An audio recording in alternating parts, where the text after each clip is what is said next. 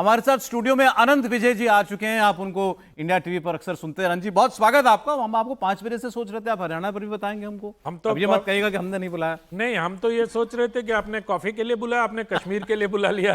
वो भी होगा सर, कॉफी लेकिन आपके पास आती रहेगी। राजा मुनीम साहब हमारे साथ हैं। बहुत स्वागत मुनीम साहब आपका इंडिया टीवी पर। धन्यवाद। राशिद राहिल साहब हमें ज्वाइन कर रहे हैं कश्मीर से। राशिद जी, बहुत स्वागत आपका भी। मेरी आवाज आपको मिल रही है ठीक? थैंक यू जी सर, बहुत बहुत स्वागत बिल्कुल आपका। मिल रही है। अमित रैना जी भी हमारे साथ हैं, पॉलिटिकल एनालिस्ट। अमित जी, आपका बहुत स्वागत है। जम्मू कश्मीर का इलेक्शन क्यों इस बार इंटरेस्टिंग है? कुछ सवाल हैं। क्या जम्मू कश्मीर में भारतीय जनता पार्टी पहली बार अपना मुख्यमंत्री बना सकती है? उप मुख्यमंत्री तो उसका बन चुका है, क्या मुख्यमंत्री भी बन सकता है? धारा 370 हटने के बाद पहली बार यह चुनाव हो रहा है, और अगर जम्मू कश्मीर में बीजेपी का मुख्यमंत्री बना, अगर कहीं से भी ऐसा कोई चांस है, तो 8 अक्टूबर की सबसे बड़ी हेडलाइन यही होगी। बीजेपी के काडर में जबरदस्त जोश आपको दिखाई देगा। नतीजों से 3 दिन पहले बीजेपी ने इस दिशा में एक कदम बढ़ा भी दिया है। केंद्र सरकार ने आज जम्मू कश्मीर विधानसभा के लिए 5 नॉमिनेटेड मेंबर्स अनाउंस कर दिए। इसके बाद चुनाव रिजल्ट आएंगे तो जम्मू कश्मीर में विधायकों की जो कुल तादाद है वो 95 हो जाएगी। 90 की असेंबली में 5 नॉमिनेटेड 95 हो जाएगी, और बहुमत के लिए जरूरी आंकड़ा हो जाएगा 48। इसमें बीजेपी 5 एमएलएस का बोनस पहले से अपने साथ लेकर चल रही है। अब सवाल जम्मू कश्मीर के इलेक्टेड 90 मेंबर्स का है। क्या बीजेपी जम्मू रीजन में अपनी टैली 25 से आगे बढ़ा पाएगी? पिछली बार उसके 25 विधायक जीत करके आए थे। जम्मू रीजन में परिसीमन के बाद, डिलिमिटेशन के बाद 6 सीटें बढ़ चुकी हैं। यह भी बीजेपी के लिए एक एडवांटेज का काम करेगी, यानी बीजेपी के पास 6 सीटें बढ़ाने का एक चांस है। जहां तक कश्मीर घाटी का सवाल है, तो बीजेपी अभी तक वहां कोई सीट नहीं जीत पाई है। क्या इस बार उसका खाता खुलेगा? बीजेपी को दूसरी उम्मीद छोटे छोटे दलों से है। पीपल्स पार्टी, अपनी पार्टी, राशिद इंजीनियर जो बेल पर प्रचार करने के लिए बाहर आए हैं, उनकी अवामी पार्टी। अगर इन्होंने एक वैली के अंदर वोट बांटे, सीटें जीती, तो बीजेपी का चांस उतना ही बढ़ जाएगा। जो मेन प्लेयर्स हैं कश्मीर वैली के, नेशनल कॉन्फ्रेंस और कांग्रेस पार्टी, ये अलायंस में चुनाव लड़े थे, और इसलिए इनका सब कुछ इस चुनाव में दांव पर लगा हुआ है। राहुल गांधी ने 370 पर सारे आरोप झेलकर भी नेशनल कॉन्फ्रेंस के साथ गठबंधन किया। क्या होगा अगर इस गठबंधन को 25 से कुछ कम सीटें मिलती हैं? चुनाव के दौरान तिहाड़ जेल से रिहा किए गए राशिद इंजीनियर, पीपल्स कॉन्फ्रेंस के सज्जाद लोन और अपनी पार्टी के अल्ताफ बुखारी, ये इस चुनाव में क्या कर पाते हैं, इससे भी जम्मू कश्मीर की अगली सरकार का चेहरा तय होगा। तो आइए पहले हम अगर जो बीजेपी के लिहाज से देखें, यह चुनाव कितना इंपॉर्टेंट है और इस चुनाव से क्या उम्मीदें हैं पार्टी को? देवेंद्र। निश्चित तौर पर सौरभ, सबसे ज़्यादा उम्मीदें तो ये रहेगी कि जम्मू कश्मीर की जो भी सरकार बने, केंद्र सरकार के साथ वो कदम ताल करते हुए चले और सेम पेज पे रहे जम्मू कश्मीर के डेवलपमेंट को लेके, खास तौर पे सिक्योरिटी इश्यूज़ को लेके। दूसरी चीज़ की पार्टी के लिहाज से बात करें तो जैसा कि आपने कहा कि क्या जम्मू कश्मीर में बीजेपी अपना मुख्यमंत्री बना सकती है। बीजेपी के स्कीम ऑफ थिंग्स में 2 चीज़ें अभी नज़र आता है जो थिंकिंग के स्तर पर है। पहली बात ये कि जो भी मुख्यमंत्री हो वो बीजेपी के समर्थन से हो, पहला चॉइस वो होगा। दूसरा, अगर बीजेपी का हो जाए तो नथिंग लाइक दैट, लेकिन बीजेपी का तब होगा जब आपकी सीटें जम्मू रीजन में 35 के आसपास आएँ। कश्मीर में एक भी सीट बीजेपी को नहीं आने जा रही, तो 35-36 के आसपास अगर अपनी सीटें जम्मू रीजन में आएंगी, जो कि बहुत डिफिकल्ट टास्क होगा, तो उस कंडीशन में बीजेपी अपना मुख्यमंत्री बना सकती है। लेकिन अगर बीजेपी का मुख्यमंत्री ना बने, बीजेपी के समर्थन से मुख्यमंत्री बने, बीजेपी उस पर भी खुश रहेगी। राणा साहब, बीजेपी के चांसेस की बात कर रहे हैं पहले हम। देखिए, बीजेपी जब इलेक्शन लड़ने शुरू हुई तो पहले दिन से ही अपने आप में मेजॉरिटी तो नहीं ला सकती थी, क्योंकि सीटें ही आप 63 लड़ रहे हैं 90 में से। तो कहीं ना कहीं अगर आपका 75% का स्ट्राइक रेट है और आप जम्मू 100% स्वीप करते हैं, तो शायद आप एक सरकार बना सकते हो। तो वो पॉसिबिलिटी नहीं है। मगर जिस हिसाब से नेताओं के बयान आए थे भारतीय जनता पार्टी के, और लगता था कि वो कोलिशन की ओर तैयार हैं, और उनका बार बार बयान था कि सरकार जिसकी भी बनेगी, हमारा उसमें सबसे प्रोमिनेंट से रहेगा। तो वो कोलिशन के लिए भी तैयार हैं, और जिस हिसाब से नंबर्स दिख रहे हैं, तो लगता है कि शायद जम्मू से पहली बार एक मुख्यमंत्री आए, और शायद जम्मू कश्मीर को पहली बार एक हिंदू मुख्यमंत्री मिल जाए। वही लग रहा है आज के हिसाब से जो एक्सपेक्टेशंस हैं। नेशनल कॉन्फ्रेंस कश्मीर में अच्छा करेगी। भारतीय जनता पार्टी की 2 सीटों की प्रोबेबिलिटी कश्मीर में बन सकती है। एक गुरेज की सीट है जिसमें काफ़ी टफ फाइट होगी और बीजेपी बहुत क्लोज है विक्ट्री के, और दूसरी हब्बा कदल सीट है जहाँ पे भी एक कश्मीर पॉसिबिलिटी में खाता खुल सकता है आप कह रहे हैं बीजेपी? खुल सकता है। गुरेज में अच्छी पॉसिबिलिटी है, और हब्बा कदल में क्योंकि वोटिंग परसेंटेज 20% से नीचे हुई है और जो डिस्प्लेस्ड पंडित वोट है वो एक सिग्निफिकेंट नंबर में पड़ा है, तो हो सकता है कि हब्बा कदल में अगर एनसी का वोट जो जो बाकी वोट पड़ा है अगर वो बट जाता है तो कहीं ना कहीं एक पॉसिबिलिटी बीजेपी के लिए आ जाती है। जैसे हमने बात की, बीजेपी 2-3 फैक्टर्स पर बैंक कर रही है। डिलिमिटेशन के बाद जम्मू रीजन में 6 सीटें बढ़ना हो, 5 नॉमिनेटेड मेंबर्स जो पहले से उसके पास, आप कह सकते हैं कि वो 5 से शुरुआत कर सकती है अपनी। हालांकि कांग्रेस पार्टी ने इसकी शिकायत की है कि ये फेयर नहीं होगा अगर सरकार बनने से पहले ये 5 नाम जो है वो नॉमिनेट हो जाते हैं, लेकिन वो तो अब हो चुका है। दूसरा, छोटी पार्टियां और इंडिपेंडेंट्स, ये जितना अच्छा करेंगे कॉन्फ्रेंस, नेशनल कॉन्फ्रेंस और कांग्रेस पार्टी के लिए उतनी बुरी खबर होगी। क्या ये सारे फैक्टर्स बीजेपी को कहीं कोई एज दे रहे हैं इस इलेक्शन में? मुनीब साहब, देखिए, एज देने की जहाँ तक बीजेपी की बात है तो इसमें ये देखना पड़ेगा कि वैली में जब हम छोटी पार्टीज की बात करते हैं और वो कितना, उनका नंबर कितना रहता है और कितना सिग्निफिकेंट रहता है। क्योंकि अभी तक जो हम रुझान वैली से देख रहे हैं उसमें एनसी जो है वो सब मैक्सिमम नंबर ऑफ सीट्स ले रही है, पीडीपी भी थोड़ा बहुत ठीक कर रही है, बट जैसे कि एआईपी है इंजीनियर रशीद की, या सजाद लोन की पीसी है, तो इनका नंबर क्या, इनका नंबर 10 से 15 के बीच में अगर रहता है कि ये 15 के आसपास सीट्स अगर ये वैली से निकाल सकती हैं तो तब जाके कहीं बीजेपी के पास चांस बनता है कि वो एक कोलिशन गवर्नमेंट जो है सरकार जो है वो बना सकती है। वरना अगर इनका नंबर 15 से नीचे का रहता है तो बीजेपी के लिए वैली से कोलिशन करना छोटी इंडिपेंडेंट पार्टीज के साथ या छोटी पार्टीज के साथ या इंडिपेंडेंट्स के साथ थोड़ा सा मुझे लगता है कि कहीं पे मुश्किल हो जाए। जम्मू में कितना चांस देते हैं भारतीय जनता पार्टी को? जम्मू में बीजेपी का बहुत अच्छा चांस है, मुझे लगता है कि 25 से ज्यादा सीटें निकालेगी। 28 से 30 का एक अनुमान है जो बीजेपी का है, और 28 से 30 के बीच में जो है 28 से 30 अगर आप जम्मू में बीजेपी दे रहे हैं, 5 नॉमिनेटेड प्लस 10 की और जरूरत होगी, 10 से 12 की आपको नहीं, देखिए प्लस माइनस 2 लेकर आप चलेंगे। सो अगर 25 से 28 के बीच में भी अगर आता है बीजेपी का जम्मू में नंबर, राइट, और वैली में उनका आउटसाइड चांस है 2 सीट्स पे, जिसमें से गुरेज की एक सीट है जिसको जो थोड़ी क्लोज है, हब्बा कदल से मुझे वो ज़्यादा क्लोज लिखती है, तो कहीं जाके फिर उसके बाद 5 आपके पास नॉमिनेटेड है तो 33-34 पे आप आते हैं। 12 का एक नंबर है जो आपको एक कंफर्टेबल मेजॉरिटी होगा, बट यू नो आप चाहेंगे कि आपका जो नंबर है उससे 2-3 सीटें आपकी ऊपर ही रहें।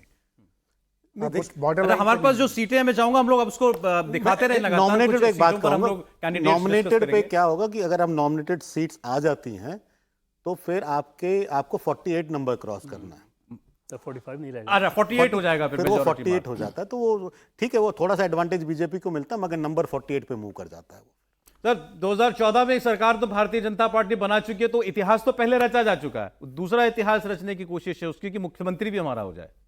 अनंत जी, मैं एक वाइल्ड गेस करता हूं यहाँ। जरूर, क्या फारूक साहब be as wild as possible. क्या फारूक साहब बीजेपी के साथ आ सकते हैं? इस पर विचार करना चाहिए हम लोगों को। इसकी तो खूब चर्चा हो रही है और अभी। फारूक साहब मिल भी गए हैं, घाटी किसी में। से मिल के भी गए हैं, शायद ऐसा देवेंद्र जी बताएंगे बेहतर। तो मुझे लगता है कि मट्टू साहब ने ये वहां पर कह करके थोड़ी सी हलचल मचाई है कि फारूक अब्दुल्ला की बीजेपी के नेताओं के साथ मीटिंग हुई है, एक बार नहीं 2 बार हुई है। उन्होंने ये भी कहा कि अगर वो डिनाई करेंगे तो मैं बता दूंगा कहां और कब हुई थी। पहलगाम के रिजॉर्ट की चर्चा है सौरभ की, पहलगाम में ये मीटिंग हुई है। तो अब आप ही बता दीजिए, हुई है ना? हाँ, मीटिंग हुई है, इसमें कोई दो राय नहीं, नहीं। जिस आप तरीके बोलिए। से देखें कांग्रेस का जो रहा है जम्मू में प्रदर्शन वो उतना अच्छा नहीं रहा है, और उमर अब्दुल्ला ने ओपनली बोला कि कि कांग्रेस को जो जहां काम करना चाहिए वहां कांग्रेस ने काम किया नहीं है। तो हो सकता है कि पॉसिबिलिटी है कि एनसी और बीजेपी जो है वो सरकार बना। नहीं, आपने ये बात अभी क्यों कही? मैंने इसलिए कहा कि जितने भी परमुटेशन कॉम्बिनेशन पे बात हो रहे थे उसमें फारूक साहब को हम भूल रहे थे, और फारूक साहब, उमर की बात नहीं हो रही है, क्योंकि फारूक साहब का बीजेपी से बड़ा पुराना रिश्ता रहा, रिश्ता तो उमर साहब का भी रहा है। तो मुझे लगता है कि उमर अपनी वो बचा के भी रखेंगे कि इंडिया गठबंधन में हम रहे और हमने ये किया और वो किया, और फारूक साहब इधर सीएम फेस हो जाएंगे, और फारूक साहब बीजेपी को सूट भी करते हैं मुझे लगता है। तो लेकिन ये सब चीजें सीट पर डिपेंड करेगी, और मुझे जो पिछले दिनों मैंने देखा कि बीजेपी के नेताओं ने फारूक साहब पर बहुत हमले नहीं किए हैं। ये अगर आप देखिए तो किसी ने बहुत कटु होकर फारूक साहब की मतलब लेकिन आलोचना, उन्होंने सारे हमले बीजेपी पर ही करे हैं। किसने? फारूक साहब ने। और फारूक साहब ने तो यहां तक कहा है कि मैं क्या करूंगा चुनाव के बाद, ये मैं ज्यादा नहीं बोलूंगा, जो नहीं करूंगा वो ये बीजेपी के साथ जाना। मैं वो तो जिस पर आप जानते हैं राजनीति में जो चीज मना होती है वही चीज होती है।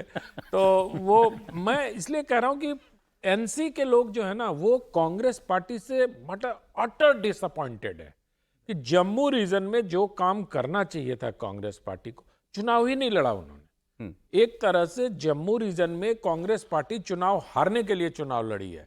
तो मुझे लगता है कि बीजेपी को थाली में परोस के पूरा जम्मू रीजन दिया है वहां, और वहां भी अब अगर मैं अभी इन दोनों अपने जो उर्दू में कहते हैं शायद फाजिल मित्रों को सुन रहा था, तो ये लोग ये कह रहे हैं कि वहां 10-15 सीट इंडिपेंडेंट को आ जाएंगे, तो उन दोनों को क्या मिलेगा, एनसीपी और कांग्रेस को? मैं तो यही सोच रहा हूं। नहीं, तो राशिद साहब हमको बताएंगे सर, दोनों रीजन्स का हाल आपका असेसमेंट क्या है, घाटी का भी और जम्मू रीजन का भी?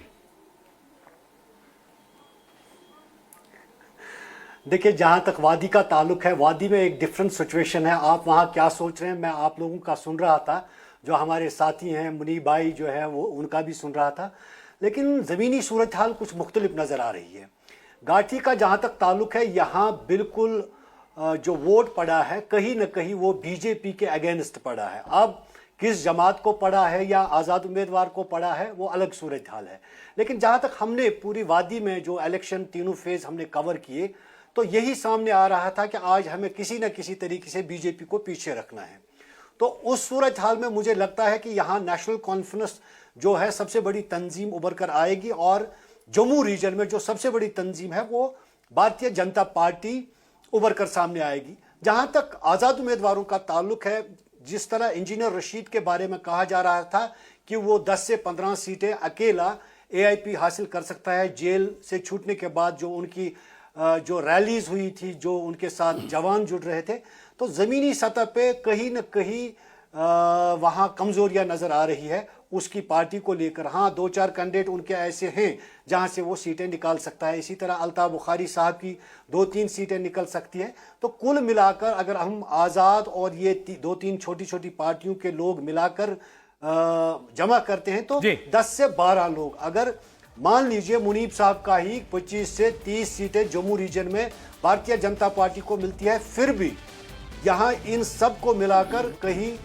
नंबर पूरे नहीं होते हैं। जैसे ठीक है सर, ठीक है सर, लेकिन अभी देखिए जम्मू में आपने भी कहा कि भारतीय जनता पार्टी सबसे बड़ी पार्टी बनेगी। सर डेटा आया है, मैं माफ चाहता हूं राशिद साहब, मैं आ रहा हूं भी आप ही के पास दोबारा। देखिए जिस डेटा का आप इंतजार कर रहे थे वो धीरे धीरे अब आ रहा है। एक्सिस माई इंडिया का एग्जिट पोल का जो नतीजा जम्मू रीजन के लिए आया है वो उसमें भारतीय जनता पार्टी बहुत आगे दिखाई दे रही है। इस एक्सिस माई इंडिया के एग्जिट पोल के मुताबिक जम्मू में बीजेपी को 44% वोट मिल सकता है, 44% वोट मिल सकता है। कांग्रेस पार्टी से 10% वोट की लीड के साथ कांग्रेस को 34% वोट मिलने का जम्मू रीजन में अनुमान एक्सिस माई इंडिया के एग्जिट पोल में लगाया गया है। 44% वोट अगर जम्मू बेल्ट में आता है भारतीय जनता पार्टी को, तो आप अंदाजा लगा सकते हैं कि बीजेपी के चांसेस क्या रहने जा रहे हैं। जी प्लीज कंटिन्यू, अब इस आंकड़े की रोशनी में भी बताइएगा आपका एनालिसिस क्या रहेगा राशिद साहब। अगर एक्सेस का हम सही माने कि 44% उनके हक में वोट आता है और 10% वो वोटों की लीड करते हैं भारतीय ये इंडियन नेशनल कांग्रेस से, तो सीधी सी बात है कि जम्मू रीजन में सबसे बड़ी पार्टी जो है वो बीजेपी उभर कर सामने आती है। लेकिन मैं जो घाटी की सूरत हाल देख रहा हूं, कहीं पे भी कॉम्बिनेशन 48 की नहीं होती है। हाँ, बीजेपी को जो 5 सीटें एलजी साहब ने कल नामजद किए हैं, जिसपे कुछ विवाद भी शुरू हुआ था, उसके अगेंस्ट प्रेस रिलीज भी मुख्तलिफ सियासी जमातों के आए हैं। वो नाराज़गी दिखा रहे हैं कि कॉन्स्टिट्यूशनली उनको ये इख्तियार नहीं है, अभी ये सिलेक्टेड जो इलेक्ट हो जाएंगे उन लोगों को ये काम करना होगा। लेकिन फिर भी मुझे लगता है कि हंग असेंबली होगी। अब यही जो राजा मुनीब साहब ने शायद कहा कि नेशनल कॉन्फ्रेंस और भारतीय जनता पार्टी के दरमियान ट्रैक 2 पे यानी दर पर्दा मुज़ाकरात चल रहे हैं, जैसे आपने कहा कि पहलगाम में एक मीटिंग हुई है, ये कहाँ तक सही है। लेकिन ऐसी चिमेगोइयाँ हो रही है कि मजबूत सरकार बनाने के लिए किसी बड़ी जमात को किसी दूसरी बड़ी जमात के साथ गठजोड़ ज़रूरी करना होगा, तब जाकर जम्मू कश्मीर की जो तामीर तरक्की या जो 5 साल सरकार चलेगी या लोगों के जो मसाइल है वो हल हो सकते जी, हैं। ठीक। अगर 4-5 तंजीमें मिलकर सरकार बनाती है तो मुझे लगता है ये बहुत ही नुकसान हो जाएगा पूरे जम्मू कश्मीर के आवाम के लिए। अब आप बीजेपी के अपनी कैलकुलेशंस के हिसाब से क्या क्या कॉम्बिनेशंस हो सकते हैं जो उसको सरकार में ले आए? दो चीज़ें सौरभ। पहली बात तो ये कि वो ये मान के चल रहे हैं कि जम्मू रीजन में अगर 28 से 33 के बीच कोई नंबर्स अगर आ पाए, और दूसरी चीज़ कि जो इंडिपेंडेंट वगैरह हैं वो 10 से 15 के बीच में रहे। इसमें चाहे अपनी पार्टी की बात कर रहे हैं या पीपुल्स कॉन्फ्रेंस की बात कर रहे हैं, ये लोग कोई बड़ा फैक्टर नहीं है। पार्टी भी ये मान के चल रही है कि इनकी बहुत सीटें नहीं आ रही हैं, इस चुनाव में ही कोई फैक्टर नहीं बन पाया। इंजीनियर रशीद की बात करें तो उनसे बहुत उम्मीदें थीं, लेकिन उनके बारे में वैली में ये बहुत ज़्यादा प्रचारित हो गया कि केंद्र सरकार के साथ इनकी मिली भगत है, और ये चीज़ उनके अगेंस्ट में चली गई। तो जमात के जो लोग खड़े हैं, कई सारे इंडिपेंडेंट खड़े हैं जिनको जमात बैक कर रहा है, तो उस कंडीशन में वैसे लोग अगर जीते हैं तो उनके सहारे एक तो ये कि अगर अपने नंबर्स बहुत ज़्यादा हों तो उनको साथ ला सकते हैं, जो कि आसान काम नहीं होगा। अपने नंबर्स अगर थोड़ा कम हो और उनके ज़्यादा हों, ज़्यादा इन द सेंस कि 15 के आसपास, उनको इस आधार पर लेके आना ताकि अपने लोगों को बता पाएँ कि जम्मू कश्मीर में मुख्यमंत्री वैली का ही है, बीजेपी सपोर्ट कर रही है, और उसके बाद कुछ फैक्टर्स को लेकर आप जोड़ सकते हैं। दूसरी चीज़ की बीजेपी नेशनल कॉन्फ्रेंस की अगर सौरभ बात करें तो उसमें जो फारूक अब्दुल्ला अभी जो कह रहे हैं और नतीजों के बाद जो कहेंगे, वो कुछ महीनों बाद वो ये कहेंगे जम्मू कश्मीर को राज्य का दर्जा मिलना चाहिए, ये केंद्र सरकार ही दे सकती है, इसके लिए बहुत ज़रूरी है कि इस तरह की सरकार का बनना, वो एक रास्ता बन जाएगा। और इस तरह के कई सारे फैक्टर्स हैं जिसके आधार पर आसानी से रास्ता बन सकता है। हालांकि वो तुरंत नहीं होगा, लेकिन ये दोनों पॉसिबिलिटीज़ बीजेपी देख रही है। पीडीपी को लेकर बहुत ज़्यादा बीजेपी को उम्मीद नहीं है कि उसकी सीटें आएंगी। अगर उनकी सीटें कुछ आईं तो वो बीजेपी आसानी के साथ उनको रीच आउट कर सकती है। राम माधव ऑलरेडी ऑपरेट कर रहे हैं। एक चीज़ और मैं आपको बताऊं कि एनसी का जो हमें सोर्सेज के द्वारा जानकारी मिली, एनसी का अपना जो असेसमेंट है वो ये कि 35 तक हम मैक्सिमम जा सकते हैं। तो अपना असेसमेंट तो ज़्यादा ही होता है, तो उस कंडीशन में आप मान के चल सकते हैं कि 27, 28, 29 तक एनसी शायद रुके। कांग्रेस पार्टी से एनसी बहुत ज़्यादा निराश है कि उनको जो सीटें आनी चाहिए वो नहीं आ रही हैं। इवन जम्मू रीजन में एनसी मुस्लिम बहुत सीटों पे जहां लड़ रही है वो अच्छा कर रही है। क्या लेकिन नेशनल कॉन्फ्रेंस और बीजेपी के बीच वाकई कोई बातचीत हो रही है? ट्रैक टू हो रही है, टॉप लेवल पे अभी मामला नहीं आया है, लेकिन निश्चित तौर पे बातचीत हो रही है और ठीक बातचीत हो रही है, ठीक लेवल पे बातचीत हो रही है, इतना कह सकते हैं। टॉप लेवल पे नहीं हो रही है। नहीं तो फारूक अब्दुल्ला अपने घोषित स्टैंड से क्या पलट सकते हैं? मैंने बताया बहुत आसानी से पलट सकते हैं सौरभ। जैसे पहला रास्ता तो मैंने यही बताया कि जम्मू कश्मीर के राज्य के लिए बहुत ज़रूरी है कि उसको फुल स्टेट्यूट का दर्जा दिया जाए। ये दर्जा केंद्र सरकार ही देगी, इसलिए ज़रूरी है कि इस तरह की सरकार का बनना। जम्मू कश्मीर में जम्मू कश्मीर के लोगों द्वारा चुनी हुई एक सरकार हो, एलजी प्रशासन ना रहे, इसलिए बहुत ज़रूरी है इस सरकार का बनना। ऐसे तमाम तर्क हैं जिसके सहारे आसानी से ये हो सकता है। मुख्यमंत्री उनका होगा ये तय उस कंडीशन में। वो बीजेपी के मुख्यमंत्री को स्वीकार के वैली में अपनी पोजीशनिंग नहीं कर सकते। और इतना सौरभ तय है कि अगर उन्होंने इस काम को किया, पॉलिटिकली उनके लिए नुकसानदायक होगा। लेकिन कई बार ऐसा होता है ना कि तात्कालिक फ़ायदा के लिए आप फिर दूर के नुकसान को अनदेखा करते हैं, तात्कालिक फ़ायदा उठाते हैं, उस रास्ते को जाना चाहेंगे। अच्छा, ये सारी सूरतें तब बनेंगी अगर हंग असेंबली होती है, ज़रूरत पड़ती है एक पार्टी की दूसरी पार्टी को, और उसका मतलब ये हुआ कि नेशनल कॉन्फ्रेंस और कांग्रेस अपने दम पर मेजॉरिटी ना ले पाए। इसकी कितनी पॉसिबिलिटी है? देखिए, जो अभी आपने बताया 44% अगर एग्जिट पोल दिखा रहा है बीजेपी को जम्मू रीजन में, तो हम बात करें 36 से 37 सीटों की। और भारतीय जनता पार्टी भी कहीं असेसमेंट लेके बैठी हुई है कि 36 सीटें वो निकाल सकती है। 36 से 37 सीटें out of 43, out of Jammu में 44। 44। हाँ, 36 सीटें वो बीजेपी भी प्रिडिक्ट कर रही नहीं, है। 43 है ना। मेरे ख्याल 43 एंड 47 इन वैली। जम्मू 43 है।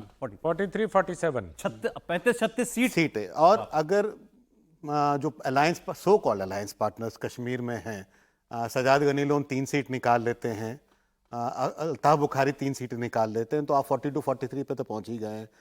इंडिपेंडेंट्स और सजा और आज़ाद साहब 1-2 सीट निकालते हैं, सरूरी साहब सीट निकालते हैं, तो आप अपने दम पे बना सकते हैं। अब ये सारा डिपेंड करता है कि बीजेपी 32 क्रॉस करता है जम्मू में कि नहीं करता है।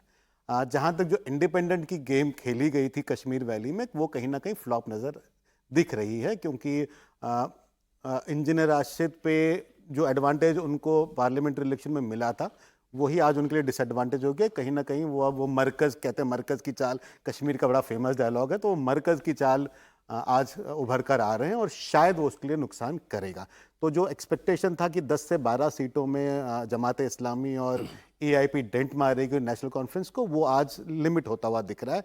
4 से 6 के बीच वो नंबर्स रिस्ट्रिक्ट होते हुए दिख रहे हैं। तो एज ऑफ नो जो प्रोबेबिलिटी दिख रही है, अगर 36 सीटें निकालती है बीजेपी जम्मू में, तो फिर तो फिर सरकार बीजेपी ही बनाती है, और अगर 30 तक सिमट के रह जाती है, 28 से 30 तक सिमट के रह जाती है, जो मेरी अपनी असेसमेंट भी है कि 28 से 30 की सीटें देखिए आज तो हम एग्जिट पोल की अगर बात कर रहे हैं तो हमको मान के चलना चाहिए कि ये पॉसिबिलिटी है। ये 44% अगर एक्सेस माई इंडिया का एग्जिट पोल कह रहा है, आपके पास आ रहा हूं मनीष साहब, उनका कहना है कि ये फिर ट्रांसलेट करना चाहिए कम से कम 35 सीटों पर। ऐसा अगर होता है तो फिर मतलब जरूरी नहीं है कि जरूरी नहीं, ऑब्वियस चॉइस। देखें वोट परसेंटेज 44% हो सकता है, बट क्या ये ट्रांसलेट करेगा सीट्स टू 36, वो देखना पड़ेगा। क्योंकि अगर आप वोटिंग देखेंगे जम्मू रीजन में बहुत हैवी हुई है, ठीक है, तो ये भी हो सकता है कि जहां वोट पड़ा है, जहां बीजेपी को वोट पड़ा है, वहां पर जो मार्जिन ऑफ विन है वो बहुत ज्यादा है, ये उसमें भी ट्रांसलेट कर सकता है। जरूरी नहीं है कि सीटों पे ट्रांसलेट करें या सीटों पे दिखाएं। ये भी ठीक है। इसमें दूसरी चीज ये भी है कि अगर बीजेपी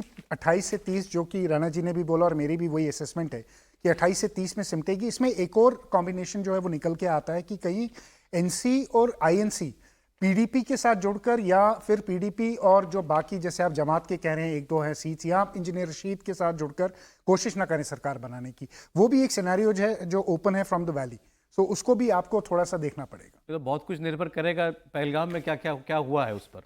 नहीं, मुझे लगता है कि स्थिरता को लेकर वहां बात होगी। जो दूसरा इन्होंने विकल्प बताया उसमें तो बहुत सारा वो देवेगौड़ा टाइप सरकार बनेगी जो किसी जमाने में देवेगौड़ा जी बनाया करते थे। उनको क्या हर्ज है बना रहे मेरे नहीं, अगर बनती होगी लेकिन तो। वो फिर तो 4-6 महीने ही चलती थी ना।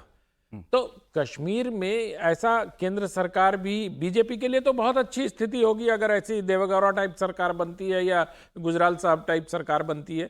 मुझे लगता है कि कश्मीर के लोग और कश्मीर की जो बड़े राजनीतिक दल हैं वो स्थायित्व को लेकर, और देवेंद्र जी ने ठीक कहा, ये सब इतने खूबसूरत बहाने बनेंगे उस समय कि आप पूर्ण राज्य का दर्जा हमें हासिल करना है, 370 तो अब हम नहीं ला सकते, लेकिन कम से कम अपने हक और हुकूक के लिए तो लड़ें, स्थानीय मुख्यमंत्री होना चाहिए, ये सारे बहाने, ये सारे सौरभ जी अभी आने वाले दिनों में हम सुनने वाले हैं। 8 तारीख से ही इसकी आहट तो अब से सुनाई देने लगी, 8 तारीख से ही हम ये सब ज्ञान सुनने वाले हैं।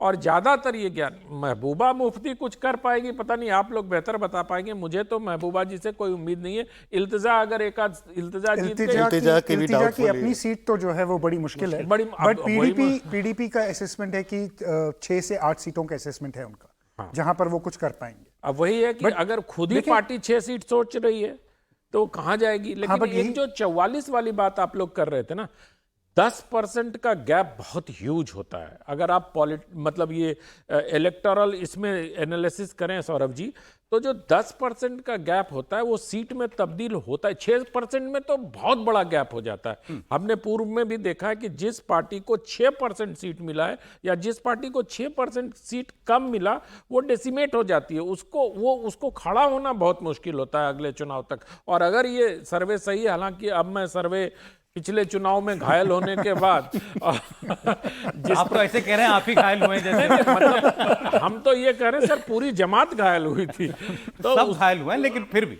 अरे अभी घाव सूखा है बड़ी मुश्किल से, फिर क्यों कुरेदना उसको सीट का। 8 तारीख का इंतजार कर लेते हैं, उस दिन पता चल जाएगा। नहीं चलिए, लेकिन अब एक चीज जो सौरभ उन्होंने कही ना कि अगर पीडीपी का अपना जो असेसमेंट है 6 से 8 सीटों का, अगर वैसा होता है तो तय मानिए कि मुजफ्फर बेग जम्मू कश्मीर के अगले मुख्यमंत्री होंगे बीजेपी के सपोर्ट से। अच्छा, बीजेपी में उनके इक्वेशन इतने गहरे हैं और इस लेवल के हैं जो कि कल्पना नहीं की जा सकती। मतलब ऑलमोस्ट आप कह सकते हैं कि डे टू डे लेवल पे वो कम्युनिकेट करते हैं, वो और उनकी वाइफ, वो बीजेपी में बहुत गहरे लेवल पे घुसा हुआ है लोग। तो उस कंडीशन में वहाँ पे कोई समस्या ही नहीं आनी है। लेकिन क्या ऐसा होगा वो एक बड़ा सवाल रहेगा, वो आसान काम नहीं होगा। दूसरी चीज़ की जम्मू कश्मीर एडमिनिस्ट्रेशन का भी रोल इसमें आपको बहुत नजर आएगा अगर बहुत इंडिपेंडेंट जीतते हैं तो।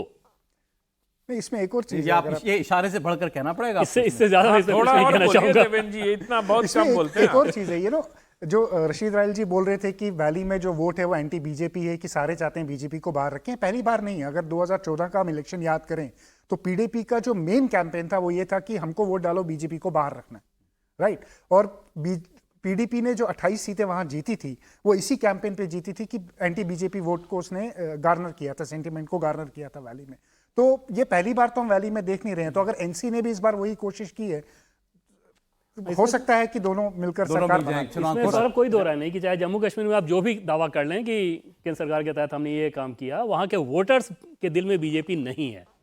अच्छा सर, अभी ये सिर्फ जम्मू आज हम कश्मीर जिस क्यों एग्जिट पोल की सर एक ब्रेक ले लें फिर आते हैं। नहीं, ये सिर्फ जम्मू कश्मीर क्यों कहते हैं? वैली मतलब वो वैली क्यों? पूरे देश में ऐसा ही है सर, मतलब